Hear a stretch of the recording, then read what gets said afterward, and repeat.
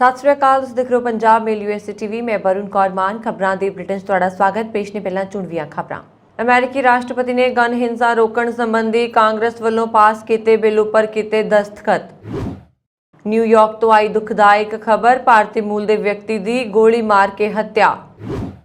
UN मनुखी अधिकार मुखी ने कहा, गर्भपात का फैसला औरतों के मनुखी अधिकारों लिंग समानता लिए वड्डा झटका। WHO का दावा, मंकीपॉक्स वायरस ਨੂੰ अजे ग्लोबल हैल्थ एमरजेंसी ऐलानण की नहीं लोड़।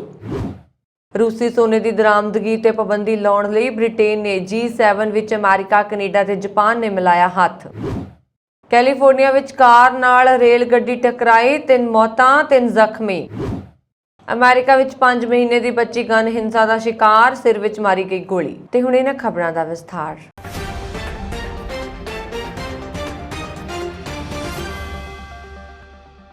अमेरिकी राष्ट्रपति जो बाइडन ने कांग्रेस वालों पास किए गए गन हिंसा रोकण संबंधी बिल पर दस्तखत कर दिते ने। इस मौके राष्ट्रपति ने दावा किया कि लोगों को सुरक्षित किया जाएगा। राष्ट्रपति ने व्हाइट हाउस में संखेप टिप्पणी करदे इस बिल को अहम करार दिता जो हुण कानून बन गया है। उन्होंने कहा कि असीं फैसला कुन कदम चुकिया। इस कानून का मकसद खतरनाक लोगों ते नौजवानों को हथियारों तो दूर रखना है।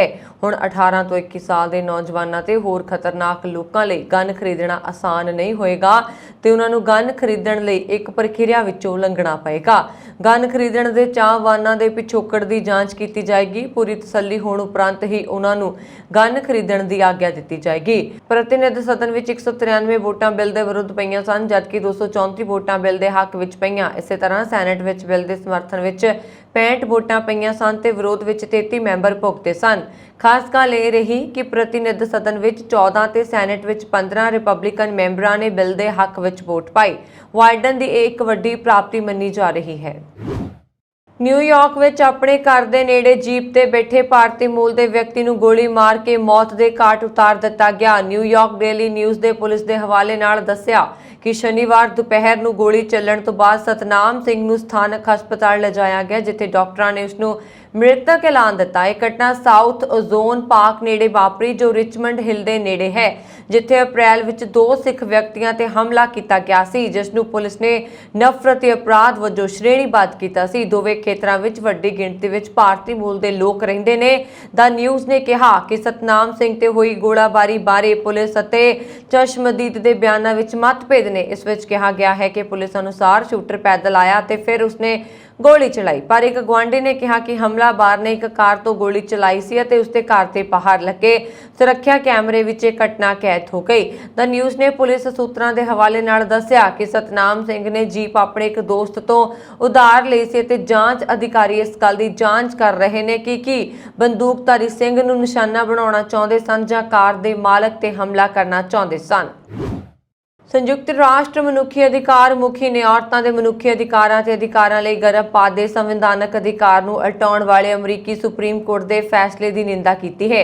इसनूं लिंग समानता लिए एक वड्डा झटका करार दिता है। संयुक्त राष्ट्र दी एजेंसियां ने चेतावनी दी है कि गर्भपात तक पहुंचण ते पाबंदी लगाउण नाल लोकां नूं इसकी मांग करन तो नहीं रोकिया जाएगा, जो इसनूं होर घातक बनाउंदा है। यूएस सुप्रीम कोर्ट ने शुक्रवार नूं एक इतिहासक फैसले विच 50 साल पहलां रो बनाम वेड केस विच देश भर विच गर्भपात की गारंटी देण वाले फैसले नूं पलट दिता।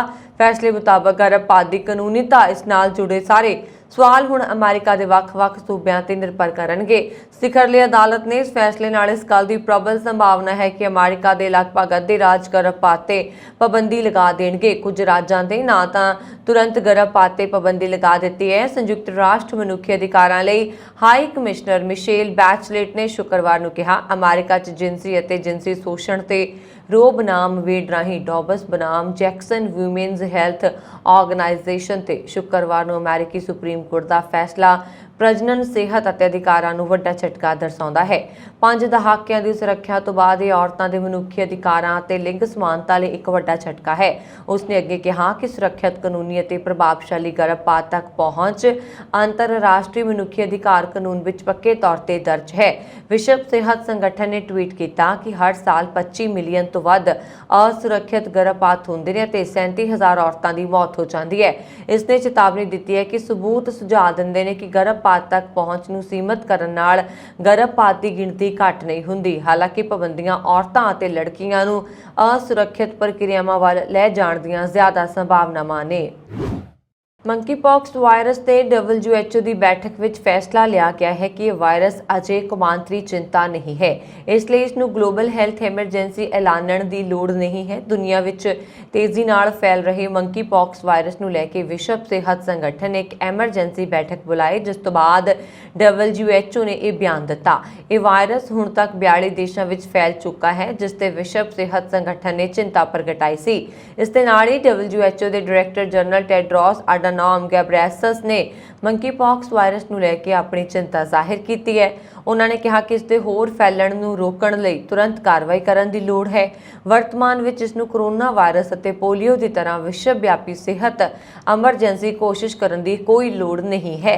ਪਿਛਲੇ 6 ਹਫ਼ਤਿਆਂ ਵਿੱਚ 48 ਤੋਂ ਵੱਧ ਦੇਸ਼ਾਂ ਵਿੱਚ WHO ਨੂੰ ਮੰकीपॉक्स ਦੇ 3200 ਤੋਂ ਵੱਧ ਮਾਮਲੇ ਅਤੇ ਇੱਕ ਮੌਤ ਦੀ ਰਿਪੋਰਟ ਕੀਤੀ ਗਈ।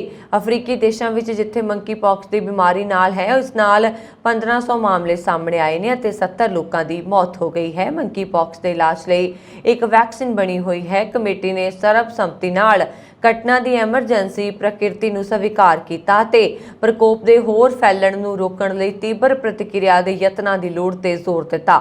ਇਸ ਮਾਮਲੇ ਦੀ ਜਾਂਚ ਕਰਨ ਵਾਲੀ ਕਮੇਟੀ ਵਿੱਚ 16 ਵਿਗਿਆਨੀ ਅਤੇ ਜਨਤਕ ਸਿਹਤ ਮਾਹਿਰ ਸ਼ਾਮਲ ਨੇ ਅਤੇ ਇਸ ਦੀ ਅਗਵਾਈ WHO ਦੇ ਟੀਕਾਕਰਨ ਵਿਭਾਗ ਦੀ ਸਾਬਕਾ ਡਾਇਰੈਕਟਰ ਜੀਨ ਮੈਰੀ ਓਕੋਬੇਲੇ ਕਰ ਰਹੇ ਨੇ। ਦੱਸ ਦਈਏ ਕਿ WHO ਨੇ ਵੀਰਵਾਰ ਨੂੰ ਆਪਣੀ ਐਮਰਜੈਂਸੀ ਕਮੇਟੀ ਦੀ ਬੈਠਕ ਬੁਲਾਈ ਸੀ ਤਾਂ ਕਿ ਇਹ ਵਿਚਾਰ ਕੀਤਾ ਜਾ ਸਕੇ ਕਿ ਮੰकीपॉक्स ਦੇ ਵੱਧਦੇ ਪ੍ਰਕੋਪ ਨੂੰ ਵੈਸ਼ਵਿਕ ਐਮਰਜੈਂਸੀ ਐਲਾਨਿਆ ਜਾਣਾ ਚਾਹੀਦਾ ਹੈ ਜਾਂ ਨਹੀਂ। ਕੁਝ ਮਾਹਿਰਾਂ ਦਾ ਕਹਿਣਾ ਸੀ ਕਿ ਪੱਛਮ ਵਿੱਚ ਬਿਮਾਰੀ ਫੈਲਣ ਦੇ ਬਾਅਦ ਹੀ WHO ਨੇ ਕਾਰਵਾਈ ਕਰਨ ਦਾ ਮਨ ਬਣਾਇਆ। ਮੰकीपॉक्स ਨੂੰ ਵਿਸ਼ਵ ਐਮਰਜੈਂਸੀ ਐਲਾਨਣ ਦਾ ਮਤਲਬ ਹੋਏਗਾ ਕਿ ਸੰਯੁਕਤ ਰਾਸ਼ਟਰ ਦੀ ਸਿਹਤ ਏਜੰਸੀ ਇਸ ਪ੍ਰਕੋਪ ਨੂੰ ਇੱਕ ਅਸਾਧਾਰਨ ਘਟਨਾ ਮੰਨਦੀ ਹੈ ਤੇ ਇਸ ਬਿਮਾਰੀ ਦੇ ਹੋਰ ਵੀ ਵੱਧ ਥਾਵਾਂ ਤੇ ਫੈਲਣ ਦਾ ਖਤਰਾ ਹੈ। ਇਹ ਕੋਵਿਡ-19 ਮਹਾਮਾਰੀ ਅਤੇ ਪੋਲੀਓ ਦੇ ਖਾਤਮੇ ਲਈ ਚੱਲ ਰਹੇ ਯਤਨਾਂ ਵਾਂਗ ਮੰकीपॉक्स ਵਿਰੁੱਧ ਵੀ ਕਾਰਵਾਈ ਕਰੇਗਾ। ਜਰਮਨੀ ਵਿੱਚ G7 ਸਿਖਰ ਸੰਮੇਲਨ ਵਿੱਚ ਐਤਵਾਰ ਨੂੰ ਨਵੇਂ ਸਖਤ ਨਿਯਮਾਂ ਤੇ ਸਹਿਮਤੀ ਬਣਨ ਤੋਂ ਬਾਅਦ ਬ੍ਰਿਟੇਨ, ਅਮਰੀਕਾ, ਕੈਨੇਡਾ ਤੇ ਜਾਪਾਨ ਵਿੱਚ ਰੂਸੀ ਸੋਨੇ ਦੀ ਦਰਾਮਦਗੀ ਦੀ ਹੁਣ ਆਗਿਆ ਨਹੀਂ ਹੋਏਗੀ। ਇਸ ਕਦਮ ਦਾ ਉਦੇਸ਼ ਯੂਕਰੇਨ ਸੰਕਟ ਨੂੰ ਲੈ ਕੇ ਰੂਸ ਦੇ ਰਾਸ਼ਟਰਪਤੀ ਵਲਾਦੀਮੀਰ ਪੁਤਿਨ ਤੇ ਦਬਾਅ ਬਣਾਉਣਾ ਹੈ। ਸੋਨਾ ਰੂਸੀ ਦਰਾਮਦਗੀ ਦਾ ਇੱਕ ਵੱਡਾ ਹਿੱਸਾ ਹੈ। इसने 2021 ਵਿੱਚ ਰੂਸ ਦੀ ਅਰਥ ਵਿਵਸਥਾ ਵਿੱਚ 12.6 ਅਰਬ ਪਾਉਂਡ ਦਾ ਯੋਗਦਾਨ ਦਿੱਤਾ ਸੀ। ਰੂਸੀ ਕੁਲੀਨ ਵਰਗ ਲਈ ਇਸ ਦਾ ਮਹੱਤਵ ਹਾਲ ਦੇ ਮਹੀਨਿਆਂ 'ਚ ਹੋਰ ਵੱਧ ਗਿਆ ਹੈ ਕਿਉਂਕਿ ਪੱਛਮੀ ਦੇਸ਼ਾਂ ਦੀਆਂ ਪਾਬੰਦੀਆਂ ਦੇ ਵਿੱਤੀ ਪ੍ਰਭਾਵ ਤੋਂ ਬਚਣ ਲਈ ਧਨੀ ਵਰਗ ਵੱਲੋਂ ਸੋਨੇ ਦੀਆਂ ਬਾਰਾਂ ਦੀ ਖਰੀਦਦਾਰੀ ਵੱਧ ਗਈ। ਸਿਖਰ ਸੰਮੇਲਨ ਵਿੱਚ ਸ਼ਾਮਲ ਹੋਏ ਬ੍ਰਿਟੇਨ ਦੇ ਪ੍ਰਧਾਨ ਮੰਤਰੀ ਬੋਰਿਸ ਜੌਨਸਨ ਨੇ ਕਿਹਾ ਕਿ ਅਸੀਂ ਜਿਸ ਦਾ ਉਪਾਅ ਐਲਾਨ ਕੀਤਾ ਹੈ ਉਹ ਪੁਤਿਨ ਵੱਲੋਂ ਛੇੜੇ ਗਏ ਯੁੱਧ ਨੂੰ ਸਿੱਧੇ ਤੌਰ ਤੇ ਪ੍ਰਭਾਵਿਤ ਕਰੇਗਾ। ਉਹ ਯੂਕਰੇਨੀ ਅਤੇ ਰੂਸੀ ਨਾਗਰਿਕਾਂ ਦੀ ਕੀਮਤ ਤੇ ਆਪਣੇ ਅਹਿਮ ਨੂੰ ਸੰਤੁਸ਼ਟ ਕਰ ਰਹੇ ਨੇ। ਸਾਨੂੰ ਪੁਤਿਨ ਸਰਕਾਰ ਨੂੰ ਹੋਣ ਵਾਲੇ ਵਿੱਤੀ ਪੋਸ਼ਣ ਨੂੰ ਰੋਕਣ ਦੀ ਲੋੜ ਹੈ। ਬ੍ਰਿਟੇਨ ਅਤੇ ਸਾਡੇ ਸਹਿਯੋਗੀ ਦੇਸ਼ ਇਹ ਕਹਿ ਰਹੇ ਨੇ। ਲੰਡਨ ਸੋਨੇ ਦੇ ਵਪਾਰ ਦਾ ਇੱਕ ਵੱਡਾ ਕੇਂਦਰ ਹੈ ਅਤੇ ਬ੍ਰਿਟਿਸ਼ ਪਾਬੰਦੀਆਂ ਤੋਂ ਬਾਅਦ ਇਸ ਦਾ ਫੰਡ ਜਿਤਾਉਣ ਦੀ ਪੁਤਿਨ ਕੋਸ਼ਿਸ਼ ਤੇ ਭਾਰੀ ਅਸਰ ਪਏਗਾ। ਉੱਤਰੀ ਕੈਲੀਫੋਰਨੀਆ ਵਿੱਚ ਇੱਕ ਐਮਟ੍ਰੈਕ ਮੁਸਾਫਰ ਰੇਲ ਗੱਡੀ ਦੇ ਕਾਰ ਨਾਲ ਟਕਰਾਉਣ ਕਾਰਨ 3 ਵਿਅਕਤੀਆਂ ਦੀ ਮੌਤ ਹੋ ਗਈ। ਅਧਿਕਾਰੀਆਂ ਅਨੁਸਾਰ ਇਹ ਹਾਦਸਾ ਸੈਨ ਫਰਾਂਸਿਸਕੋ ਦੇ ਦੱਖਣ ਪੂਰਬ ਵਿੱਚ ਬ੍ਰੈਂਟਵੁੱਡ ਵਿਖੇ ਤਕਰੀਬਨ 1 ਵਜੇ ਦੁਪਹਿਰ ਵੇਲੇ ਵਾਪਰਿਆ। ਰੇਲ ਗੱਡੀ ਕਾਰ ਨੂੰ ਤਕਰੀਬਨ 60 ਫੁੱਟ ਦੂਰ ਤੱਕ ਘਸੀਟ ਕੇ ਲੈ ਗਈ। 3 ਵਿਅਕਤੀਆਂ ਦੀ ਮੌਕੇ ਉੱਪਰ ਮੌਤ ਹੋ ਗਈ ਜਦਕਿ 2 ਬਾਲਗਾਂ ਤੇ ਇੱਕ ਬੱਚੇ ਨੂੰ ਹਸਪਤਾਲ ਲਿਜਾਇਆ ਗਿਆ ਜਿਨ੍ਹਾਂ ਦੀ ਹਾਲਤ ਬਾਰੇ ਕੋਈ ਜਾਣਕਾਰੀ ਨਹੀਂ ਦਿੱਤੀ ਗਈ। ਰੇਲ ਗੱਡੀ ਵਿੱਚ 80 ਦੇ ਕਰੀਬ ਮੁਸਾਫਰ ਸਵਾਰ ਸਨ ਜੋ ਸਾਰੇ ਸਹੀ ਸਲਾਮਤ ਨੇ। ਜਾਂਚ ਉਪਰੰਤ ਹੀ ਹਾਦਸੇ ਦੇ ਕਾਰਨ ਦਾ ਪਤਾ ਲੱਗ ਸਕੇਗਾ। ਸ਼ਿਕਾਗੋ ਦੇ ਦੱਖਣ ਵਿੱਚ ਇੱਕ 5 ਮਹੀਨੇ ਦੀ ਬੱਚੀ ਗਨ ਹਿੰਸਾ ਦਾ ਸ਼ਿਕਾਰ ਬਣੀ। ਪੁਲਿਸ ਤੇ ਕੁੱਕ ਕਾਉਂਟੀ ਮੈਡੀਕਲ ਜਾਂਚ ਅਧਿਕਾਰੀ ਅਨੁਸਾਰ ਸੈਸੀਲੀਆ ਥਾਮਸ ਨਾਮੀ ਬੱਚੀ ਕਾਰ ਦੀ ਪਿਛਲੀ ਸੀਟ ਉੱਪਰ ਬੈਠੀ ਸੀ ਜਦੋਂ ਨਾਲ ਖੜੇ ਇੱਕ ਹੋਰ ਵਾਹਨ ਵਿੱਚੋਂ ਗੋਲੀ ਚਲਾਈ ਗਈ ਜੋ ਬੱਚੀ ਦੇ ਸਿਰ ਵਿੱਚ ਵੱਜੀ। ਉਸ ਨੂੰ ਹਸਪਤਾਲ ਲਿਜਾਇਆ ਗਿਆ ਜਿੱਥੇ ਥੋੜੀ ਦੇਰ ਬਾਅਦ ਉਹ ਦਮ ਤੋੜ ਗਈ। ਅਮਰੀਕਾ ਵਿੱਚ ਗਨ ਹਿੰਸਾ ਦਾ ਸ਼ਿਕਾਰ ਹੋਣ ਵਾਲੀ ਇਹ ਸਭ ਤੋਂ ਛੋਟੀ ਉਮਰ ਦੀ ਬੱਚੀ ਹੈ। ਬੱਚੀ ਨੇ 4 ਦਿਨ ਬਾਅਦ 6 ਮਹੀਨੇ ਦੀ ਹੋ ਜਾਣਾ ਸੀ। ਸ਼ਿਕਾਗੋ ਪੁਲਿਸ ਅਨੁਸਾਰ 41 ਸਾਲਾ ਵਿਅਕਤੀ ਦੇ ਵੀ ਅੱਖ ਦੇ ਨੇੜੇ ਗੋਲੀ ਵੱਜੀ ਹੈ। ਉਸ ਦਾ ਹਸਪਤਾਲ ਵਿੱਚ ਇਲਾਜ ਚੱਲ ਰਿਹਾ ਹੈ ਜਿੱਥੇ ਉਸ ਦੀ ਹਾਲਤ ਠੀਕ ਹੈ। ਇਹ ਵਿਅਕਤੀ ਇੱਕ ਹੋਰ ਕਾਰ ਵਿੱਚ ਸਵਾਰ ਸੀ। ਪੁਲਿਸ ਨੇ ਕਿਹਾ ਹੈ ਕਿ ਉਸ ਕੋਲ ਇਸ ਘਟਨਾ ਬਾਰੇ ਹੋਰ ਕੋਈ ਜਾਣਕਾਰੀ ਨਹੀਂ ਹੈ ਤੇ ਨਾ ਹੀ ਅਜੇ ਤੱਕ ਕੋਈ ਗ੍ਰਿਫਤਾਰੀ ਹੋਈ ਹੈ। ਨਿਊਯਾਰਕ ਵਿੱਚ ਪੁਲਿਸ ਤੋਂ ਬਚਣ ਲਈ ਸ਼ੱਕੀ ਵਿਅਕਤੀਆਂ ਨੇ ਆਪਣੀ ਕਾਰ ਭਜਾ ਲਈ ਜੋ ਲੋਕਾਂ ਉੱਪਰ ਚੜ੍ਹ ਗਈ, ਜਿਸ ਦੇ ਸਿੱਟੇ ਵਜੋਂ ਇੱਕ ਬਜ਼ੁਰਗ ਔਰਤ ਦੀ ਮੌਤ ਹੋ ਗਈ ਤੇ ਇੱਕ 8 ਸਾਲ ਦੇ ਲੜਕੇ ਸਮੇਤ 4 ਹੋਰ ਵਿਅਕਤੀ ਜ਼ਖਮੀ ਹੋ ਗਏ। ਅਸਿਸਟੈਂਟ ਪੁਲਿਸ ਮੁਖੀ ਜ਼ੂਡੀਓ ਹੈਰਿਸਨ ਨੇ ਇੱਕ ਪ੍ਰੈਸ ਰਿਲੀਜ਼ ਵਿੱਚ ਦੱਸਿਆ ਕਿ ਪੁਲਿਸ ਅਧਿਕਾਰੀਆਂ ਨੇ ਨੰਬਰ ਪਲੇਟ ਗਲਤ ਹੋਣ ਕਾਰਨ ਇੱਕ ਕਾਰ ਨੂੰ ਰੋਕਣ ਦਾ ਇਸ਼ਾਰਾ ਕੀਤਾ। ਕਾਰ ਵਿੱਚ 2 ਸ਼ੱਕੀ ਵਿਅਕਤੀ ਸਵਾਰ ਸਨ। ਰੋਲਫ ਐਵਨਿਊ ਤੇ 84 ਸਟਰੀਟ ਵੈਂਟਫੋਰਡ ਸਟੂਈ ਵੈਸੈਂਟ ਵਿਖੇ ਵਾਪਰੀ ਇਸ ਘਟਨਾ ਵਿੱਚ ਕਾਰ ਦੇ ਡਰਾਈਵਰ ਨੇ ਪਹਿਲਾਂ ਕਾਰ ਰੋਕ ਲਈ, ਪਰੰਤੂ ਜਿਵੇਂ ਪੁਲਿਸ ਅਧਿਕਾਰੀ ਪੈਦਲ ਕਾਰ ਵੱਲ ਵਧੇ ਤਾਂ ਡਰਾਈਵਰ ਨੇ ਤੇਜ਼ ਰਫ਼ਤਾਰ ਨਾਲ ਕਾਰ ਭਜਾ ਲਈ। ਕਾਰ ਨੇ ਪੈਦਲ ਤੁਰੇ ਜਾਂਦੇ 2 ਲੋਕਾਂ ਤੇ ਇੱਕ ਸਾਈਕਲ ਸਵਾਰ ਨੂੰ ਦਰੜਿਆ ਤੇ ਬਾਅਦ ਵਿੱਚ ਇੱਕ ਹੋਰ ਵਿਅਕਤੀ ਉੱਪਰ ਜਾ ਚੜੀ ਤੇ ਇੱਕ ਵਾਹਨ ਵਿੱਚ ਜਾ ਵੱਜੀ। ਸ਼ੱਕੀ ਵਿਅਕਤੀ ਕਾਰ ਛੱਡ ਕੇ ਪੈਦਲ ਹੀ ਫਰਾਰ ਹੋ ਗਏ। ਹੈਰਿਸਨ ਅਨੁਸਾਰ ਇਸ ਘਟਨਾ ਵਿੱਚ ਇੱਕ ਬਜ਼ੁਰਗ ਔਰਤ ਮਾਰੀ ਗਈ ਤੇ ਜ਼ਖਮੀ ਹੋਏ 4 ਵਿਅਕਤੀਆਂ ਵਿੱਚੋਂ ਇੱਕ ਦੀ ਹਾਲਤ ਗੰਭੀਰ ਹੈ।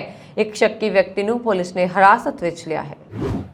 ਗੋਤਾਖੋਰਾਂ ਨੂੰ ਫਿਲੀਪੀਨ ਸਾਗਰ ਵਿੱਚ ਡੁੱਬੇ ਜਹਾਜ਼ ਦਾ ਮਲਬਾ ਮਿਲਿਆ ਹੈ। USS ਸੈਮੂਅਲ ਬੀ ਰਾਬਰਟਸ ਜਹਾਜ਼ ਦਾ ਮਲਬਾ 23,000 ਫੁੱਟ ਦੀ ਡੂੰਘਾਈ ਤੋਂ ਮਿਲਿਆ ਹੈ। ਇਸ ਜਹਾਜ਼ ਨੂੰ ਸੈਮੀ ਬੀ ਵੀ ਕਿਹਾ ਜਾਂਦਾ ਹੈ। ਹਾਲਾਂਕਿ ਸੈਮੀ ਬੀ ਦੀ ਖੋਜ ਵਿਗਿਆਨੀਆਂ ਨੇ ਨਹੀਂ ਕੀਤੀ ਹੈ। ਇਸ ਦੀ ਖੋਜ ਟੈਕਸਾਸ ਦੇ ਇੱਕ ਅਰਬਪਤੀ ਵਿਕਟਰ ਵੇਸਕੋਵ ਦੁਆਰਾ ਕੀਤੀ ਗਈ ਹੈ, ਜਿਸ ਕੋਲ ਡੂੰਘੀ ਗੋਤਾਖੋਰੀ ਵਾਲੀ ਸਮਰਸੀਬਲ ਹੈ।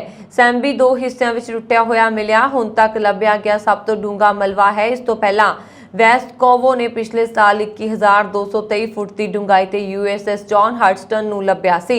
ਇਹ ਆਖਰੀ ਬਚੇ ਹੋਏ ਅਮਰੀਕੀ ਜਹਾਜ਼ਾਂ ਵਿੱਚੋਂ ਇੱਕ ਸੀ ਜੋ ਜਾਪਾਨੀਆਂ ਦੇ ਵਿਰੁੱਧ ਆਪਣੀ ਬਹਾਦਰੀ ਲਈ ਜਾਣਿਆ ਜਾਂਦਾ ਸੀ।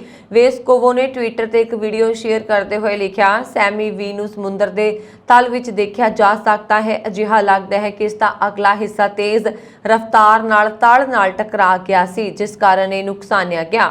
ਇਹ 306 ਫੁੱਟ ਲੰਬਾ ਜਹਾਜ਼ ਇੱਕ ਮਾਰਕ ਜਹਾਜ਼ ਸੀ। ਅਮਰੀਕਾ ਦੇ ਡੇਟਾ ਰਾਈਟ ਵਿੱਚ ਇੱਕ ਔਰਤ ਤੇ ਆਪਣੇ 3 ਸਾਲ ਦੇ ਬੇਟੇ ਦੀ ਮੌਤ ਦੇ ਮਾਮਲੇ ਵਿੱਚ ਦੋਸ਼ ਤੈਅ ਕੀਤੇ ਗਏ ਨੇ। ਪੁਲਿਸ ਨੇ ਬੱਚੇ ਦੀ ਲਾਸ਼ ਨੂੰ ਇੱਕ ਫ੍ਰੀਜ਼ਰ ਵਿੱਚੋਂ ਬਰਾਮਦ ਕੀਤਾ। ਵੇਨ ਕਾਉਂਟੀ ਪ੍ਰੋਸੀਕਿਊਟਰ ਕਿਮ ਵਰਥੀ ਨੇ ਐਤਵਾਰ ਨੂੰ ਦੱਸਿਆ ਕਿ 31 ਸਾਲਾ ਔਰਤ ਤੇ ਕਤਲ, ਬੱਚਿਆਂ ਨਾਲ ਬਦਸਲੂਕੀ, ਤਸੀਹੇ ਦੇਣ ਅਤੇ ਮੌਤ ਨੂੰ ਲੁਕਾਉਣ ਦੇ ਦੋਸ਼ ਲਗਾਏ ਗਏ। ਉਸ ਨੂੰ ਐਤਵਾਰ ਨੂੰ ਜੇਲ੍ਹ ਭੇਜ ਦਿੱਤਾ ਗਿਆ। ਵਰਥੀ ਨੇ ਕਿਹਾ ਕਿ ਸਾਡੇ ਬੱਚਿਆਂ ਨੂੰ ਨਾ ਕੇਵਲ ਬੰਦੂਕਾਂ ਦਾ ਖਤਰਾ ਹੈ, ਸਗੋਂ ਉਹ ਆਪਣੇ ਹੀ ਘਰਾਂ ਵਿੱਚ ਰਹਿਣ ਵਾਲੇ ਕਥਿਤ ਕਾਤਲਾਂ ਕਾਰਨ ਵੀ ਸੁਰੱਖਿਅਤ ਨਹੀਂ ਹਨ।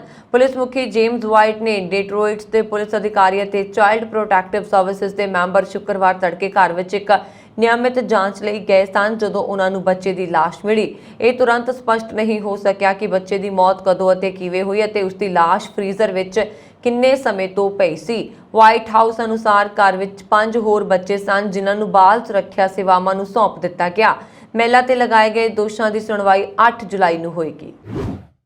ਗੁਰਦੁਆਰਾ ਕਰਤੇ ਪਰਵਾਨ ਕਾਬੁਲ ਅਫਗਾਨਿਸਤਾਨ ਵਿਖੇ ਪਿਛਲੇ ਦਿਨੀ ਅੱਤਵਾਦੀਆਂ ਵੱਲੋਂ ਬੰਬ ਧਮਾਕਿਆਂ ਨਾਲ ਕੀਤੇ ਭਾਰੀ ਨੁਕਸਾਨ ਤੋਂ ਬਾਅਦ ਕਾਬੁਲ ਦੀਆਂ ਸੰਗਤਾਂ ਨੇ ਗੁਰਦੁਆਰਾ ਸਾਹਿਬ ਦੇ ਧਾਰਮਿਕ ਸ਼ਾਸਤਰਾਂ ਨੂੰ ਅਫਗਾਨਿਸਤਾਨ ਤੋਂ ਭਾਰਤ ਭੇਜਣ ਲਈ ਸਹਿਮਤੀ ਪ੍ਰਗਟਾਈ ਹੈ। ਇਸ ਸੰਬੰਧੀ ਕਾਬੁਲ ਤੋਂ ਜਾਣਕਾਰੀ ਦਿੰਦਿਆਂ ਸਤਵੀਰ ਸਿੰਘ, ਕਰਤਾਰ ਸਿੰਘ ਤੇ ਗੁਰਨਾਮ ਸਿੰਘ ਨੇ ਦੱਸਿਆ ਕਿ ਕਾਬੁਲ ਸਥਿਤ ਗੁਰਦੁਆਰਾ ਪਹਿਲੀ ਪਾਤਸ਼ਾਹੀ ਸ੍ਰੀ ਗੁਰੂ ਨਾਨਕ ਦੇਵ ਜੀ ਦੇ ਚਰਨ ਛੋਹ ਪ੍ਰਾਪਤ ਕਰਤੇ ਪਰਵਾਨ ਸਾਹਿਬ ਵਿਖੇ 18 ਜੂਨ ਨੂੰ ਅੱਤਵਾਦੀ ਹਮਲੇ ਕਰਕੇ ਗੁਰਦੁਆਰਾ ਸਾਹਿਬ ਦੇ ਅੰਦਰੂਨੀ ਹਿੱਸੇ ਨੂੰ ਭਾਰੀ ਨੁਕਸਾਨ ਪਹੁੰਚ ਗਿਆ ਸੀ, ਜਿੱਥੇ ਇੱਕ ਸਿੱਖ ਤੇ ਇੱਕ ਮੁਸਲਿਮ ਭਾਈਚਾਰੇ ਦੇ ਸੇਵਾਦਾਰਾਂ ਦੀ ਮੌਤ ਹੋ ਗਈ ਸੀ। ਉਪਰੰਤ ਗੁਰਦੁਆਰਾ ਸਾਹਿਬ ਦੇ ਨੁਕਸਾਨੇ ਗਏ ਸ਼ਸਤਰ, ਜਿਨ੍ਹਾਂ ਵਿੱਚ ਚੌਰ ਸਾਹਿਬ, ਰੁਮਾਲਾ ਸਾਹਿਬ, ਚੰਦੋਆ ਸਾਹਿਬ, ਗੁਟਕਾ ਸਾਹਿਬ, ਧਾਰਮਿਕ ਪੁਸਤਕਾਂ ਤੇ ਹੋਰ ਸ਼ਸਤਰਾਂ ਨੂੰ ਅਫਗਾਨਿਸਤਾਨੀ ਸਿੱਖਾਂ ਵੱਲੋਂ ਗੁਰਦੁਆਰਾ ਸਾਹਿਬ ਅੰਦਰ ਮਰਿਆਦਾ ਅਨੁਸਾਰ ਸੇਵਾ ਸੰਭਾਲ ਕਰਕੇ ਅਫਗਾਨਿਸਤਾਨ ਪਾਕਿਸਤਾਨ ਦੇ ਬਾਰਡਰ ਤੋਂ ਰੱਖਮ ਰਸਤਿਓਂ ਪਾਕਿਸਤਾਨ ਸਿੱਖਾਂ ਨੂੰ ਸੌਂਪਿਆ ਜਾ ਰਿਹਾ ਹੈ।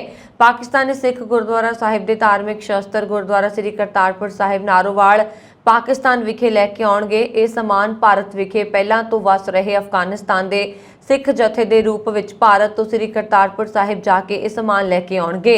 ਉਹਨਾਂ ਨੇ ਦੱਸਿਆ ਕਿ ਹੁਣ ਉੱਥੇ ਗੁਰਦੁਆਰਾ ਸਾਹਿਬ ਦੀ ਇਮਾਰਤ ਹੀ ਰਹੇਗੀ, ਜਿਸ ਵਿੱਚ ਗੁਰੂ ਗ੍ਰੰਥ ਸਾਹਿਬ ਜੀ ਦਾ ਪ੍ਰਕਾਸ਼ ਜਾਂ ਕੋਈ ਹੋਰ ਧਾਰਮਿਕ ਸਮਾਗਮ ਨਹੀਂ ਕੀਤੇ ਜਾਣਗੇ। ਉਹਨਾਂ ਨੇ ਦੱਸਿਆ ਕਿ ਬੇਸ਼ੱਕ ਭਾਰਤ ਸਰਕਾਰ ਨੇ ਅਫਗਾਨਿਸਤਾਨ ਵਿੱਚ ਕਾਬੁਲ ਦੇ ਸਿੱਖਾਂ ਲਈ ਵੀਜ਼ਾ ਦੇਣ ਦੀ ਸਹੂਲਤ ਮੁਹੱਈਆ ਕਰਵਾਈ ਹੈ, ਪਰ ਕਾਬੁਲ ਦੇ ਸਿੱਖ ਆਪਣਾ ਕੰਮ ਧੰਦਾ ਛੱਡ ਕੇ ਇੰਨੀ ਜਲਦੀ ਨਵੀਂ ਜਗ੍ਹਾ ਤੇ ਰਹਿਣ ਬਸੇਰਾ ਨਹੀਂ ਕਰ ਸਕਦੇ। ਮੁਲਕ ਨੂੰ ਆਰਥਿਕ ਸੰਕਟ ਚੋਂ ਕੱਢਣ ਲਈ ਅਮਰੀਕਾ ਦਾ ਉੱਚ ਪੱਧਰੀ ਵਫਦ ਸ੍ਰੀਲੰਕਾ ਪਹੁੰਚਿਆ। ਵਫਦ ਵੱਲੋਂ ਮੁਲਕ ਦੇ ਸਿਖਰਲੇ ਆਗੂਆਂ ਨਾਲ ਗੱਲਬਾਤ ਕਰਕੇ ਉਹਨਾਂ ਨੂੰ ਆਰਥਿਕ ਸੰਕਟ ਤੋਂ ਕੱਢਣ ਦੇ ਢੁਕਵੇਂ ਰਾਹ ਵੀ ਦੱਸੇ ਜਾਣਗੇ। 4 ਰੋਜ਼ਾ ਦੌਰੇ ਤੇ ਆਏ ਇਸ ਵਫਦ ਵਿੱਚ ਅਮਰੀਕੀ ਵਿੱਤ ਅਤੇ ਵਿਦੇਸ਼ ਵਿਭਾਗ ਦੇ ਨੁਮਾਇੰਦੇ ਸ਼ਾਮਲ ਸਨ। ਅਮਰੀਕੀ ਸਫਾਰਤਖਾਨੇ ਨੇ ਇੱਕ ਬਿਆਨ ਵਿੱਚ ਕਿਹਾ ਕਿ ਸ੍ਰੀਲੰਕਾ ਆਰਥਿਕ ਸੰਕਟ ਨੂੰ ਫੌਰੀ ਸੁਲਝਾਉਣਾ ਚਾਹੁੰਦਾ ਹੈ ਤੇ ਉਸ ਦੀ ਸਹਾਇਤਾ ਲਈ ਉੱਚ ਪੱਧਰੀ ਵਫਦ ਇੱਥੇ ਪਹੁੰਚਿਆ। ਸ੍ਰੀਲੰਕਾ ਵਿੱਚ ਅਮਰੀਕੀ ਸਫੀਰ ਜੂਲੀ ਚੁੰਗ ਨੇ ਕਿਹਾ ਕਿ ਸ੍ਰੀਲੰਕਾ ਦੇ ਲੋਕਾਂ ਦੀ ਸੁਰੱਖਿਆ ਅਤੇ ਖੁਸ਼ਹਾਲੀ ਲਈ ਅਮਰੀਕਾ ਵਚਨਬੱਧ ਹੈ। ਵਫਦ ਵਿੱਚ ਏਸ਼ੀਆ ਲਈ ਵਿੱਤ ਵਿਭਾਗ ਦੇ ਉਪ ਸਹਾਇਕ ਸਕੱਤਰ ਰਾਬਰਟ ਕਾਪਰੋਥ ਅਤੇ ਦੱਖਣੀ ਤੇ ਮੱਧ ਏਸ਼ੀਆ ਮਾਮਲਿਆਂ ਦੇ ਵਿਦੇਸ਼ ਉਪ ਸਹਾਇਕ ਸਕੱਤਰ ਸਫੀਰ ਕੈਲੀ ਕਿਡਰਲਿੰਗ ਸ਼ਾਮਲ ਨੇ। ਬੀਤੇ 2 ਹਫ਼ਤਿਆਂ ਵਿੱਚ ਅਮਰੀਕਾ ਨੇ ਸ੍ਰੀਲੰਕਾ ਨੂੰ $12 ਕਰੋੜ ਦੀ ਸਹਾਇਤਾ ਦਾ ਐਲਾਨ ਕੀਤਾ ਹੈ। ਅਮਰੀਕਾ ਨੇ ਕੌਮਾਂਤਰੀ ਮੁਦਰਾ ਫੰਡ ਤੋਂ ਵੀ ਸ੍ਰੀਲੰਕਾ ਨੂੰ ਸਹਾਇਤਾ ਪ੍ਰਦਾਨ ਕਰਨ ਦੀ ਹਾਮੀ ਭਰੀ ਹੈ। ਗੁਰਦੁਆਰਾ ਸ੍ਰੀ ਕਰਤਾਰਪੁਰ ਸਾਹਿਬ ਦਾ ਲੰਗਰ ਗੁਰੂ ਨਾਨਕ ਦੇਵ ਜੀ ਦੇ ਖੇਤਾਂ ਦੀਆਂ ਸਬਜ਼ੀਆਂ ਅਤੇ ਦਾਲਾਂ ਨਾਲ ਤਿਆਰ ਕੀਤਾ ਜਾ ਰਿਹਾ ਹੈ। ਇਹ ਸਬਜ਼ੀਆਂ ਅਤੇ ਹੋਰ ਫਸਲਾਂ ਦੀ ਪੈਦਾਵਾਰ ਗੁਰਦੁਆਰਾ ਸਾਹਿਬ ਦੇ ਬਿਲਕੁਲ ਨਜ਼ਦੀਕ 64 ਏਕੜ ਵਿੱਚ ਕੀਤੀ ਗਈ ਹੈ। ਗੁਰਦੁਆਰਾ ਸਾਹਿਬ ਦੇ ਲੰਗਰ ਘਰ ਵਿੱਚ ਸੇਵਾਵਾਂ ਦੇਣ ਵਾਲੇ ਆਕਾਸ਼ ਸਿੰਘ ਖਾਲਸਾ ਨੇ ਦੱਸਿਆ ਹੈ ਕਿ ਗੁਰਦੁਆਰਾ ਸਾਹਿਬ ਦੇ ਬਿਲਕੁਲ ਨਾਲ ਗੁਰੂ ਨਾਨਕ ਦੇਵ ਜੀ ਦੇ ਖੇਤਾਂ 'ਚ 15 ਏਕੜ ਭੂਮੀ ਤੇ ਸੂਰਜਮੁਖੀ ਤੇ 10 ਏਕੜ 'ਚ ਜੈਤੂਨ ਬੀਜੀ ਗਈ ਹੈ। ਇਸ ਤਰ੍ਹਾਂ ਮੱਕੀ ਅਤੇ ਚਾਵਲ ਆਦਿ ਫਸਲਾਂ ਵੀ ਲਗਾਈਆਂ ਗਈਆਂ ਨੇ। ਉਹਨਾਂ ਨੇ ਦੱਸਿਆ ਕਿ ਬੈਂਗਨ, ਘੀਆ, ਲੌਕੀ ਆਦਿ ਸਬਜ਼ੀਆਂ ਬਿਲਕੁਲ ਤਿਆਰ ਹੋ ਚੁੱਕੀਆਂ ਨੇ ਜੋ ਯਾਤਰੂਆਂ ਲਈ ਰੋਜ਼ਾਨਾ ਵਰਤਣ ਜਾਣ ਵਾਲੇ ਲੰਗਰ ਵਿੱਚ ਪਕਾਈਆਂ ਜਾ ਰਹੀਆਂ ਨੇ।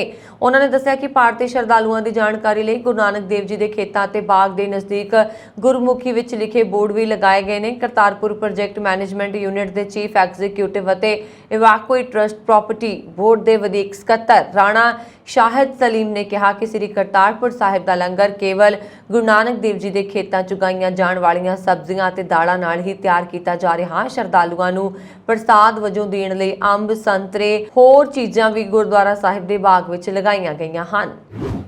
ਕੈਨੇਡਾ ਦੇ ਰੱਖਿਆ ਮੰਤਰਾਲੇ ਨੇ ਦੱਸਿਆ ਹੈ ਕਿ 2 ਕੈਨੇਡੀਅਨ ਸਮੁੰਦਰੀ ਜਹਾਜ਼ ਨਾਟੋ ਦੀ ਤਿਆਰੀ ਨੂੰ ਵਧਾਉਣ ਅਤੇ ਆਪਰੇਸ਼ਨ ਰੀਸ਼ੋਰੈਂਸ ਦੇ ਤਹਿਤ ਬਾਲਟਿਕ ਸਾਗਰ ਅਤੇ ਉੱਤਰੀ ਅਟਲਾਂਟਿਕ ਖੇਤਰ ਵਿੱਚ 4 ਮਹੀਨਿਆਂ ਦੀ ਤਾਇਨਾਤੀ ਲਈ ਰਵਾਨਾ ਹੋਏ। ਇੱਕ ਨਿਊਜ਼ ਰਿਲੀਜ਼ ਵਿੱਚ ਮੰਤਰਾਲੇ ਨੇ ਐਤਵਾਰ ਨੂੰ ਕਿਹਾ ਕਿ HMCS ਕਿੰਗਸਟਨ ਅਤੇ ਸਮਰਸਾਈਡ ਮੱਧ ਅਤੇ ਪੂਰਬੀ ਯੂਰਪ ਵਿੱਚ ਨਾਟੋ ਰੀਸ਼ੋਰੈਂਸ ਅਤੇ ਰੋਕਥਾਮ ਉਪਾਵਾਂ ਵਿੱਚ ਯੋਗਦਾਨ ਪਾਉਣ ਲਈ ਤਾਇਨਾਤ ਕੀਤੇ ਗਏ ਨੇ। ਇਹ ਜੋੜਦੇ ਹੋਏ ਕਿ ਕੈਨੇਡੀਅਨ ਆਰਮਡ ਫੋਰਸਿਸ 2014 ਤੋਂ ਲਗਾਤਾਰ ਰੋਟੇਸ਼ਨਲ ਆਧਾਰ ਤੇ ਯੂਰੋਪੀਅਨ ਪਾਣੀਆਂ ਵਿੱਚ ਮੌਜੂਦਗੀ ਨੂੰ ਕਾਇਮ ਰੱਖ ਰਹੀ ਹੈ। ਰਿਲੀਜ਼ ਦੇ ਅਨੁਸਾਰ ਜੁਲਾਈ ਅਤੇ ਅਕਤੂਬਰ 2022 ਦੇ ਵਿਚਕਾਰ HMCS ਕਿੰਗਸਟਨ ਅਤੇ ਸਮਰਸਾਈਡ ਸਟੈਂਡਿੰਗ ਨਾਟੋ ਮਾਈਨ ਕਾਊਂਟਰ ਮਿਸਰਸ ਗਰੁੱਪ 1 ਵਿੱਚ ਸ਼ਾਮਲ ਹੋਣਗੇ। ਆਪਰੇਸ਼ਨ ਰੀਸ਼ੋਰੈਂਸ ਦੌਰਾਨ ਸਮੁੰਦਰੀ ਜਹਾਜ਼ ਨਾਟੋ ਦੀ ਉੱਚ ਤਿਆਰੀ ਵਿੱਚ ਹਿੱਸਾ ਲੈਣਗੇ ਜੋ ਕਿ ਕਿਸੇ ਵੀ ਨਾਟੋ ਕਾਰਵਾਈ ਦੇ ਸਮਰਥਨ ਵਿੱਚ ਤੇਜ਼ੀ ਨਾਲ ਅਤੇ ਪ੍ਰਭਾਵਸ਼ਾਲੀ ਢੰਗ ਨਾਲ ਜਵਾਬ ਦੇ ਸਕਦੇ ਨੇ। HMCS ਹੈਲੀਫੈਕਸ ਅਤੇ ਮੌਂਟਰੀਅਲ ਜੋ ਇਸ ਸਮੇਂ ਆਪਰੇਸ਼ਨ ਰੀਸ਼ੋਰੈਂਸ ਦੇ ਹਿੱਸੇ ਵਜੋਂ ਸਟੇਸ਼ਨ ਤੇ ਹਨ, ਜੁਲਾਈ ਵਿੱਚ ਕੈਨੇਡਾ ਵਾਪਸ ਜਾਣਗੇ।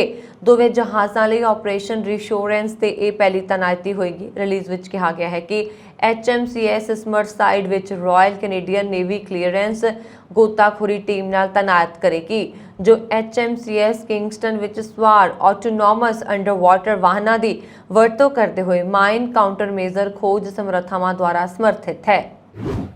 ਪੰਜਾਬ ਦੇ ਮੁੱਖ ਮੰਤਰੀ ਭਗਵੰਤ ਸਿੰਘ ਮਾਨ ਦੀ ਅਗਵਾਈ ਵਾਲੀ ਪੰਜਾਬ ਸਰਕਾਰ ਵੱਲੋਂ ਵਿਧਾਨ ਸਭਾ ਵਿੱਚ ਪਹਿਲਾ ਬਜਟ ਪੇਸ਼ ਕੀਤਾ ਗਿਆ। ਪੰਜਾਬ ਵਿਧਾਨ ਸਭਾ ਵਿੱਚ ਪਹਿਲੀ ਵਾਰ ਪੇਪਰਲੈਸ ਬਜਟ ਪੇਸ਼ ਹੋਇਆ। ਸੀਐਮ ਭਗਵੰਤ ਮਾਨ ਨੇ ਇਸ ਦਾ ਐਲਾਨ ਕੀਤਾ ਸੀ। ਇਸ ਨਾਲ ਖਜ਼ਾਨੇ ਦੇ 21 ਲੱਖ ਰੁਪਏ ਬਚਣਗੇ। ਉੱਥੇ ਹੀ 34 ਟਨ ਕਾਗਜ਼ ਦੇ ਬਚਣ ਨਾਲ 834 ਰੁੱਖਾਂ ਦੀ ਵੀ ਬਚਤ ਹੋਏਗੀ ਜਿਨ੍ਹਾਂ ਨਾਲ ਇਹ ਕਾਗਜ਼ ਬਣਾਇਆ ਜਾਂਦਾ ਹੈ। ਸਰਕਾਰ ਬਜਟ ਵਿੱਚ ਸਿੱਖਿਆ, ਸਿਹਤ ਅਤੇ ਖੇਤੀਬਾੜੀ ਦੇ ਧਿਆਨ ਦੇ ਰਹੀ ਹੈ। ਇਹਨਾਂ ਬੁਨਿਆਦੀ ਖੇਤਰਾਂ ਵਿੱਚ ਨਵੀਂ ਸਰਕਾਰ ਨੇ ਪਿਛਲੀਆਂ ਸਰਕਾਰਾਂ ਨਾਲੋਂ 15 ਤੋਂ 20% ਵੱਧ ਬਜਟ ਅਲਾਟ ਕਰਨ ਦਾ ਫੈਸਲਾ ਕੀਤਾ। ਸੂਬੇ ਦੇ ਨੌਜਵਾਨਾਂ ਵਿੱਚ ਖੇਡਾਂ ਨੂੰ ਉਤਸ਼ਾਹਿਤ ਕਰਨ ਲਈ ਸਰਕਾਰ ਵੱਲੋਂ ਹਰ ਜ਼ਿਲ੍ਹੇ ਵਿੱਚ ਸਟੇਡੀਅਮ ਬਣਾਏ ਜਾਣਗੇ।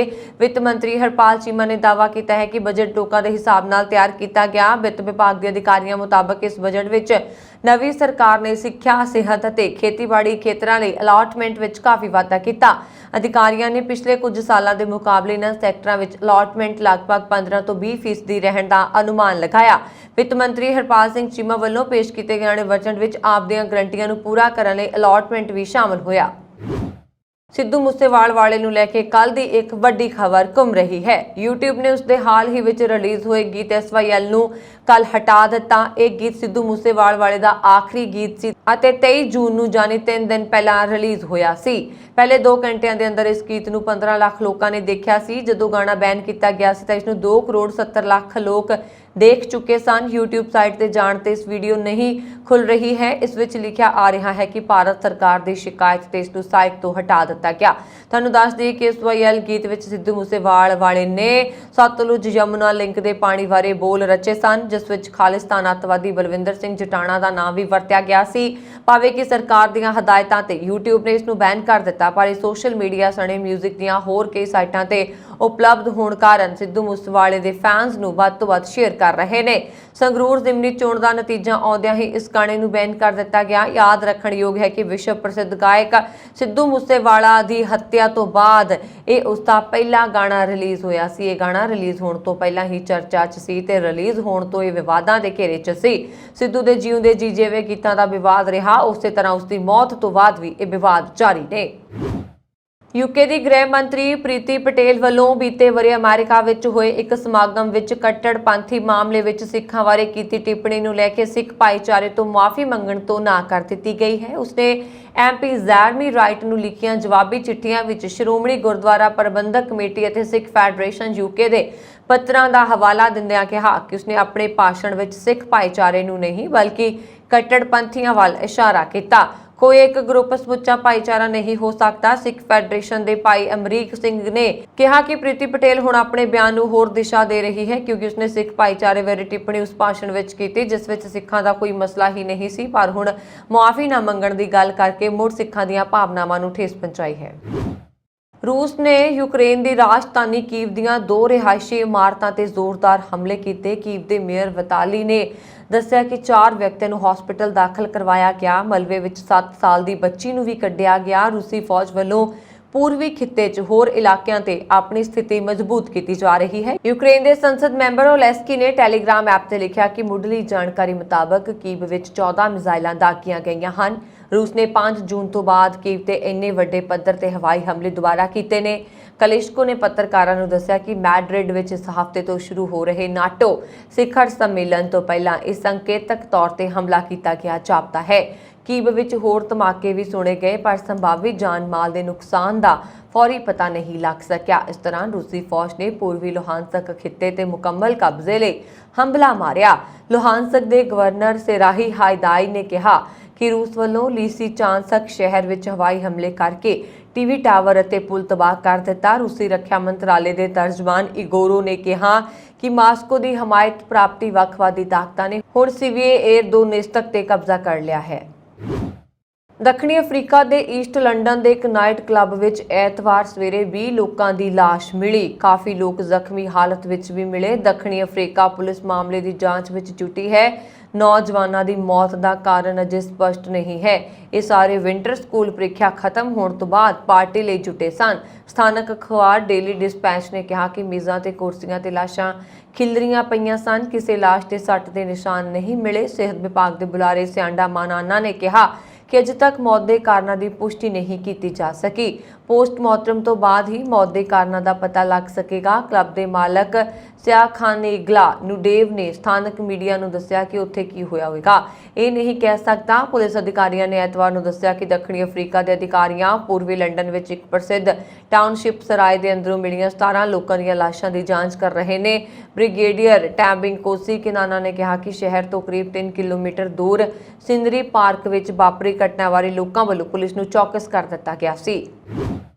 हांगकांग की सिटी यूनीवर्सिटी के सेवा मुक्त चेयर प्रोफैसर और माहिर हॉन यांग लॉ ने तिब्बत ते चीन के दाव्यां का पर्दाफाश किया है। तिब्बत राइट्स कलैक्टिव की रिपोर्ट मुताबक उन्होंने कहा कि तिब्बत 1949 तो पहला इतिहास विच कदे भी चीन का हिस्सा नहीं सी। तिब्बत ते चीन की प्रभुसत्ता का सबूत न केवल कामियां ते आधारित है, बल्कि 1949 तो पहला के चीनी रिकार्डां की पूरी तरह मन घड़त अते जालसाजी ते भी आधारित है। नासा ने 27 सालों में पहली बार सोमवार को आस्ट्रेलिया की धरती तो पहला रॉकेट लॉन्च किया। आस्ट्रेलियन ब्रॉडकास्टिंग कॉरपोरेशन के अनुसार बारिश और हवा कारण लॉन्च विच देरी तो बाद सबरबिटल साउंडिंग रॉकेट ने तड़के उत्तरी खेतर के अर्नहेम स्पेस सेंटर तो सफलतापूर्वक उड़ान भरी। 1995 तो बाद पहली बार है जदों अमेरिकी पुलाड़ एजेंसी ने आस्ट्रेलिया तो रॉकेट लॉन्च किया है। विदेशी धरती ते व्यापारक लॉन्च पैड तो इसका पहला लॉन्च किया गया। ਨਾਸਾ ਨੇ ਕਿਹਾ ਕਿ ਐਂਟੀ ਤੋਂ ਉਡਾਣ ਭਰਨ ਵਾਲੇ 3 ਵਿੱਚੋਂ ਪਹਿਲੇ ਰਾਕਟ ਨੇ ਕੇਵਲ ਦੱਖਣੀ ਗਲੌਸ ਫਾਇਰ ਵਿੱਚ ਖਗੋਲ ਭੌਤਿਕ ਵਿਗਿਆਨੀ ਅਧਿਐਨ ਕਰਨ ਲਈ ਪੁਲਾੜ ਵਿੱਚ ਲਗਭਗ 300 ਕਿਲੋਮੀਟਰ ਦੀ ਯਾਤਰਾ ਕੀਤੀ। ਉੱਤਰੀ ਖੇਤਰ ਦੀ ਮੁੱਖ ਮੰਤਰੀ ਨਤਾਸ਼ਾ ਫਾਇਲਜ਼ ਨੇ ਇਸ ਲਾਂਚ ਨੂੰ ਆਸਟ੍ਰੇਲੀਆ ਲਈ ਮਾਣ ਵਾਲਾ ਪਲ ਦੱਸਿਆ।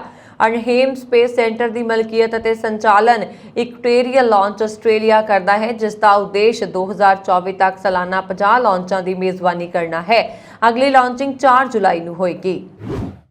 ਪ੍ਰਿੰਸ ਆਫ ਵੇਲਜ਼ ਨੇ 2011-15 ਦਰਮਿਆਨ ਕਤਰ ਦੇ ਵਿਵਾਦਤ ਸਿਆਸਤਦਾਨ ਤੋਂ ਇੱਕ ਸੂਟਕੇਸ ਵਿੱਚ 1 ਮਿਲੀਅਨ ਯੂਰੋ ਸਵੀਕਾਰ ਕੀਤੇ ਸਨ।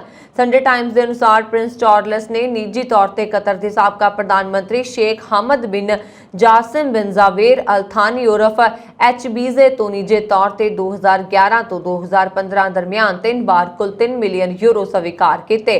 ਪ੍ਰਿੰਸ ਚਾਰਲਸ ਨੂੰ ਇਸ ਮੌਕੇ ਤੇ ਇੱਕ ਸੂਟਕੇਸ ਵਿੱਚ ਨਗਦ ਦਿੱਤਾ ਗਿਆ ਸੀ। ਦਾ ਗਾਰਡੀਅਨ ਦੇ ਅਨੁਸਾਰ ਸੂਟਕੇਸ ਉਹਨਾਂ ਦੇ 2 ਸਲਾਹਕਾਰਾਂ ਨੂੰ ਦਿੱਤਾ ਗਿਆ ਸੀ, ਜਿਨ੍ਹਾਂ ਬਾਰੇ ਮੰਨਿਆ ਜਾਂਦਾ ਹੈ ਕਿ ਉਹ ਪੈਸੇ ਗਿਣ ਚੁੱਕੇ ਸਨ। ਪੈਲਸ ਦੇ ਸਹਾਇਕਾਂ ਨੇ ਕਥਿਤ ਤੌਰ ਤੇ ਸ਼ਾਹੀ ਪਰਿਵਾਰ ਲਈ ਕੰਮ ਕਰਨ ਵਾਲੇ ਨਿੱਜੀ ਬੈਂਕਾਂ ਨੂੰ ਨਕਦੀ ਇਕੱਠੀ ਕਰਨ ਲਈ ਕਿਹਾ ਸੀ। ਸਾਲ 2015 ਵਿੱਚ ਕਥਿਤ ਤੌਰ ਤੇ ਕਲੈਰੈਂਸ ਹਾਊਸ ਵਿੱਚ 2 ਵਿਅਕਤੀਆਂ ਵਿਚਕਾਰ ਇੱਕ ਨਿੱਜੀ ਆਮੋ-ਸਾਹਮਣੇ ਮੀਟਿੰਗ ਵਿੱਚ ਇਸ ਰਾਸ਼ੀ ਨੂੰ ਟ੍ਰਾਂਸਫਰ ਕੀਤਾ ਗਿਆ।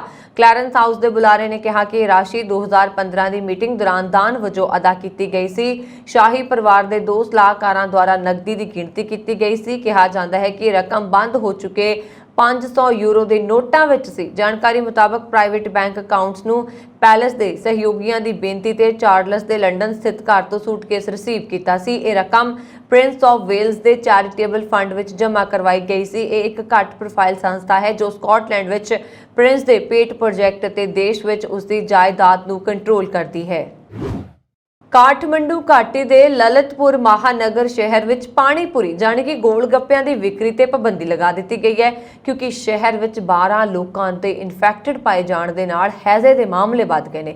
ਲਲਿਤਪੁਰ ਮੈਟਰੋਪੋਲੀਟਨ ਸਿਟੀ ਨੇ ਸ਼ਨੀਵਾਰ ਨੂੰ ਮਹਾਨਗਰ ਵਿੱਚ ਪਾਣੀਪੁਰੀ ਦੀ ਵਿਕਰੀ ਅਤੇ ਵੰਡ ਤੇ ਰੋਕ ਲਾਉਣ ਦਾ ਫੈਸਲਾ ਕਰ ਲਿਆ।